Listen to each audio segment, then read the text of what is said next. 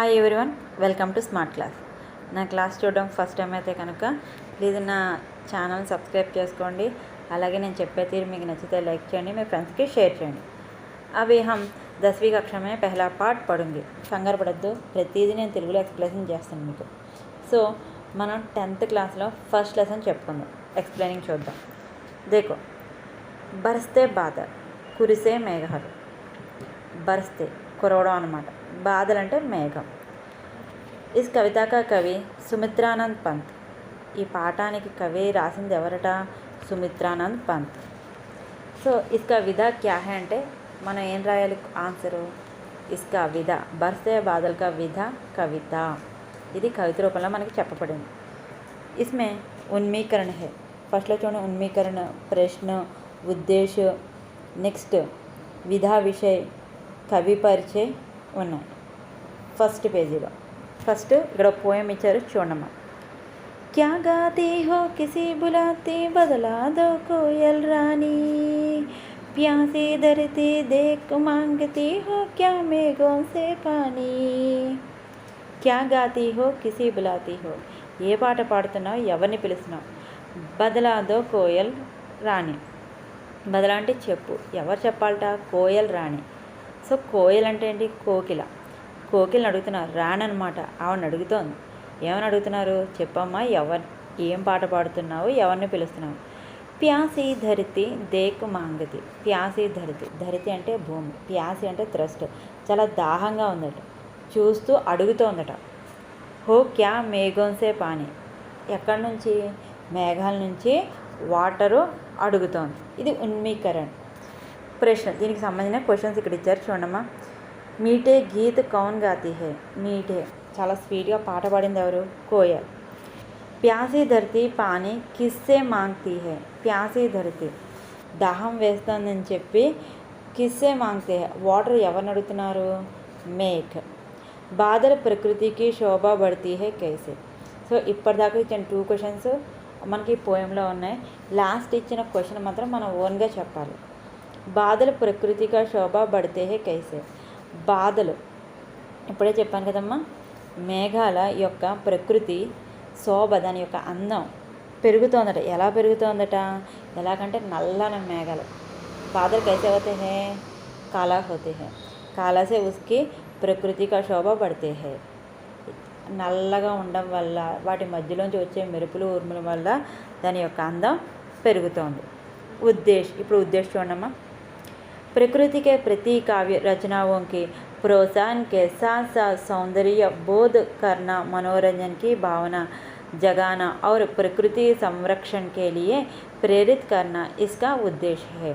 ఇక్కడ ఉద్దేశం ఏంటంట? ప్రకృతికే ప్రతి కావ్య రచనకి ప్రోత్సాహం, ప్రకృతిలో ఉండే అందమైన ప్రకృతి సౌందర్యాన్ని రచన అంటే రచించాలని చెప్పి, ప్రోత్సాహం ఎవరు రచించాలట? స్టూడెంట్స్ రచించాలని చెప్పి వాళ్ళకి ప్రోత్సాహకరంగా, కే సాస సౌందర్య బోధకరణ, అంతేకాకుండా సౌందర్యంగా బోధించడం అంటే చెప్పడం ద్వారా, మనోరంజన్ అంటే మనసుకు ఆనందం కలిగించేలాగా, భావన జగాన మన మనసులోనే ఒక భావ ఉత్పన్నం అయ్యేలాగా, పెరిగేలాగా, ఇంక్రీజ్ అయ్యేలాగా, ఆ ప్రకృతి సంరక్షణ, అంతేకాకుండా ప్రకృతిని సంరక్షించే విధంగా, ప్రేరిత్ కన్నా, ప్రేరిత్ అంటే ఎంకరేజ్ చేయడంలో, ప్రేరేపించడంలో, ఇస్కా ఉద్దేశం, దీని యొక్క ఉద్దేశం అనేది దాగుందట. విధా విశేష, దీని యొక్క విధా విశేషం చూడండి. బర్స్తే బాదల్ కవిత పాఠ హే. బర్స్తే బాదల్ అనేది ఇందాక చెప్పాను. విధా క్యా హై అంటే కవిత. ఇదేంటట? కవిత. కవిత భావనోं के उदात्त बनने का साथ साथ सौंदर्य को भी संजित संवारती है. प्रस्तुत कविता नाद के साथ गेय योग्य है. इसमें अनुप्रास का सुंदर प्रयोग है. నెక్స్ట్ బర్స్తే బాదల్ కవిత పాఠ. ఇది కవిత ద్వారా మనకి చెప్పిన ఒక పాఠం అట. కవిత భావనోంకే ఉదాత్ బన్నేకే సాత్ సాత్ సౌందర్య బోధ్. సో దాంట్లో ఉన్న అందాన్ని చెప్పడంతో పాటు దాన్ని అందంగా ఇంకా సంజీత్ సంవ్రాతి అంటే కనుక చూడండి, సజాతి సంవారతి అంటే అందంగా తీర్చిదిద్దడం, సౌందర్యాన్ని అందంగా తీర్చిదిద్దడంతో కూడా ఒకదాంతో ఒకటి అందంగా తీర్చిదిద్దడం, ప్రకృతి యొక్క సౌందర్యాన్ని అందంగా తీర్చిదిద్దడము, ప్రస్తుత కవిత నాద్ అంటే ధ్వని. ప్రస్తుత కవితలోని మనకున్న ప్రస్తుత కవితలోని ధ్వనిని అంటే మన వాయిస్ని అనమాట. సాత్ గేయ యోగ్య హే, మనం పాడే విధంగా ఇచ్చారట. ఇన్మే అనుప్రాస్ కా సుందర్ ప్రయోగ్ హే, దీంట్లో ఎక్కువగా అనుప్రాసని చాలా అందంగా ప్రయోగించారట. कवि परिचय। प्रकृति के बेजोड़ कवि माने जाने वाले सुमित्रानंद पंत का जन्म सन 1900 में अल्मोड़े में हुआ। సో ఇక్కడ 20 మై అమ్మ, కంగారు పడకుండా అది కూడా చెప్తాను. సో ఇక్కడ ప్రకృతిగా బేజోడ్, ప్రకృతి యొక్క అందాన్ని రాయడంలో సుమిత్రానంద్ పంత్ది చాలా ఒక డిఫరెంట్ అనమాట. తనకి తానే సాటి, ఇంకెవ్వరు అలా చెప్పలేరు అనమాట. ఆయన ఎప్పుడు జన్మించారట? 1900 జన్మించారు. ఎక్కడ? సాహిత్య లేఖన్ కేలియే. మేము ఆల్రెడీ మీ టెక్స్ట్ బుక్లో ఉంది, ఇక్కడ కొంచెం లేదు, టెక్స్ట్ బుక్స్ చూడమ్మా. పంత్ జన్మక 20 మై, 20 మై అంటే మేలో 1900 జన్మించారు. అల్మోడే జిల్లేమే కౌసానీ గావమే హువా. అల్మోడా జిల్లాలోని కౌసానీ గ్రామంలో ఆయన జన్మించారు. 7 वर्ष के उम्र में ही स्कूल में काव्य पाठ में पुरस्कार लिए गए थे. అంతేకాకుండా 7 ఇయర్స్లోనే, ఆయనకి 7th ఇయర్స్లోనే స్కూల్లో కావ్య పాఠంలో ఆయన ఎన్నో పురస్కారాలు తీసుకున్నారట. साहित्य लेखन के लिए इन्होंने साहित्य अकादमी, सेवियत रूस और चिदंबरा काव्य के लिए ज्ञानपीठ पुरस्कार दिया गया. ఇప్పుడు మనం పైన ఏవైతే చెప్పుకున్నామో దానికి ఆయనకి జ్ఞానపీఠ పురస్కారం అనే అవార్డు కూడా వచ్చిందట. జ్ఞానపీఠ పురస్కారాన్ని ఇచ్చారట ఆయనకి. ఈయనకి ప్రముఖ రచనాయం, ఆయన రచించిన రచనలో గొప్పగా ఉన్న రచనలు ఏంటి అంటే వీణ, గ్రంథి, పల్లవ్, కుంజన్, యుగాంత్, గ్రామ్య, స్వీకరణీయ, కళ ఔర్ బూఢ, చాంద్ తథా చిదంబర ఆది. ఇవన్నీ ఆయన రచించిన రచనలో గొప్ప రచనలట. ఇంకా నిధన్ 1977 మే హువా. ఈయన ఎప్పుడు చనిపోయారట? 1977లో చనిపోయారట. సో ఇప్పుడు లెసన్లో చూద్దాం రండమ్మా. ఇది సుమిత్రానంద్ పంత్ గురించి ఇచ్చిన వివరం అనమాట. విషయ ప్రవేశ్. వర్ష ఋతువు మే హమేషా సే సబ్కి ప్రియ ఋతువు రహీ హై. వర్ష ఋతువు అందరికీ ఇష్టమైన ఋతువు, ఎందుకంటే చాలా బాగుంటుంది, చల్లగా హాయిగా ఉంటుంది కాబట్టి వర్ష ఋతువు హమేషా సబ్కి ప్రియ ఋతువు రహీ హై. వర్ష ఋతువు అనేది హమేషా ప్రతిసారి సబ్కి అందరికీ ప్రియమైన ఋతువు, ఇష్టమైన ఋతువు అట. సీజన్ అనమాట, ఋతువు అంటే సీజన్. వర్షకే సమయ ప్రకృతికి సుందరత దేఖనే లాయక్ హోతీ హై. వర్షకే సమయం, వర్షం వచ్చే సమయంలో, ఆ కాలంలో ప్రకృతి యొక్క సుందరతను అంటే ఆ బ్యూటీని మనం చూడడానికి ఎంతో అద్భుతంగా ఉంటుందన్నమాట. పేడ్ పౌదా అంటే చెట్లు చేమలు, పశు పక్షి పశువులు పక్షులు, మనుష్య और यहाँ तक ही धरती भी खुश से झूम उड़ती है.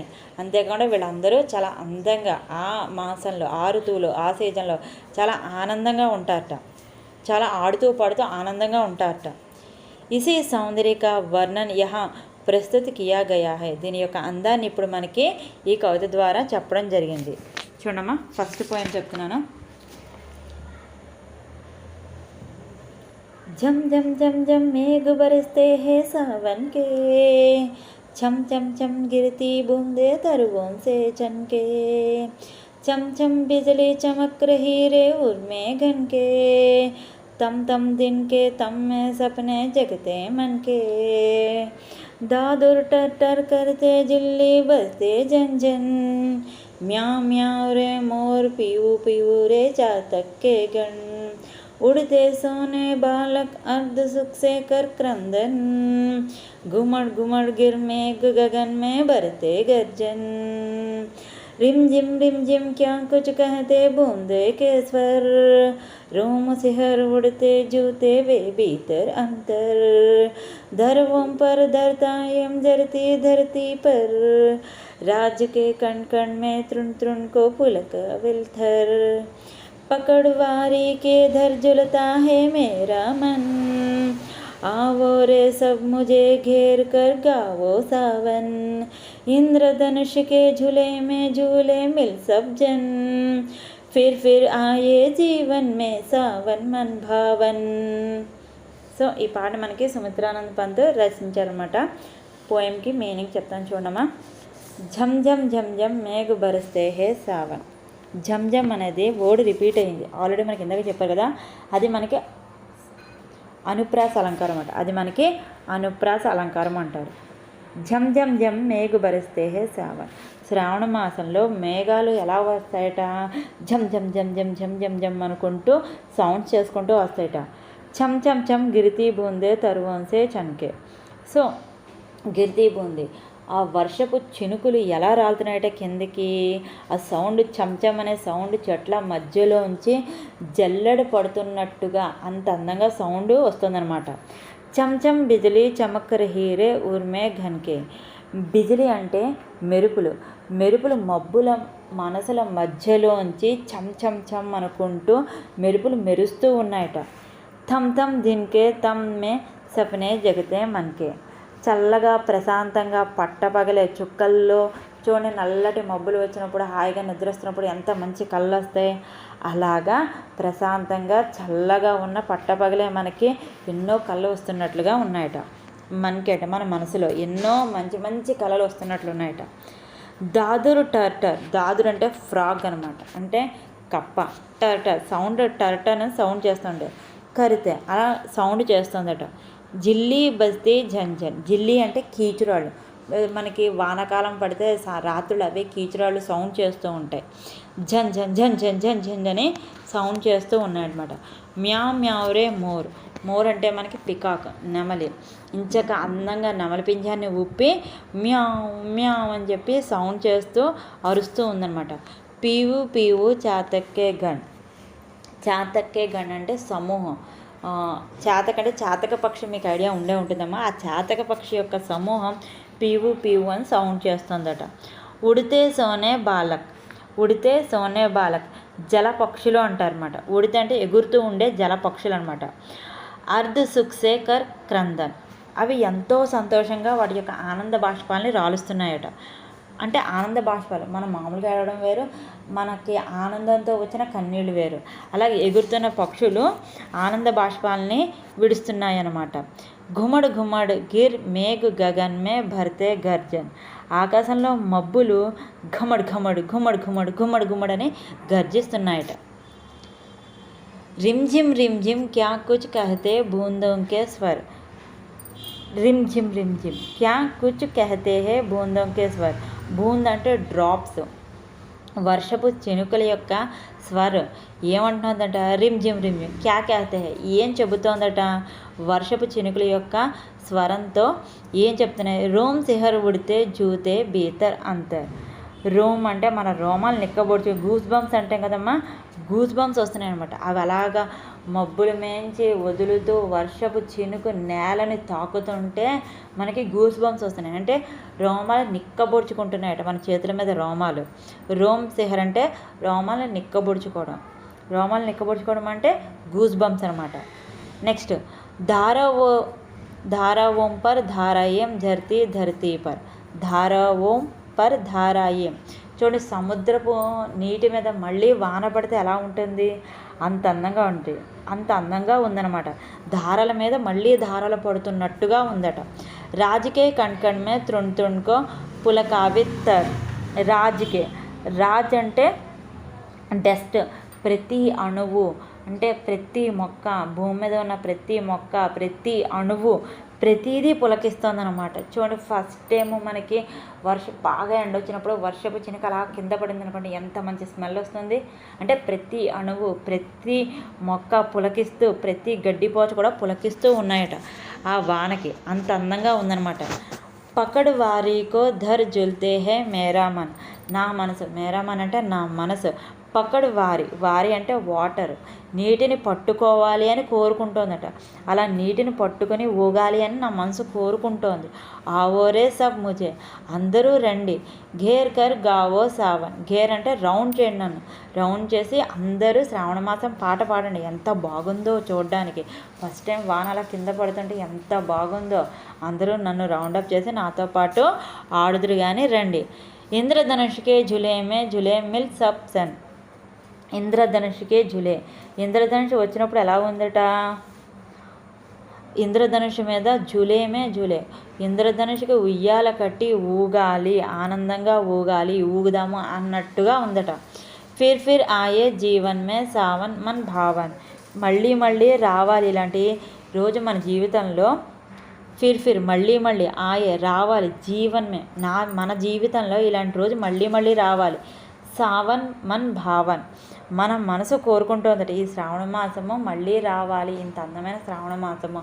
చూడండి, జ్యేష్ఠ మాసం, ఆషాఢ మాసం అంతా అయిపోయిన తర్వాత శ్రావణ మాసం ఎండలు అన్నీ అయిపోయిన తర్వాత ఫస్ట్ టైం వాన చినుకు నేలను తాకుతుంటే అద్భుతమైన దృశ్యం అనమాట.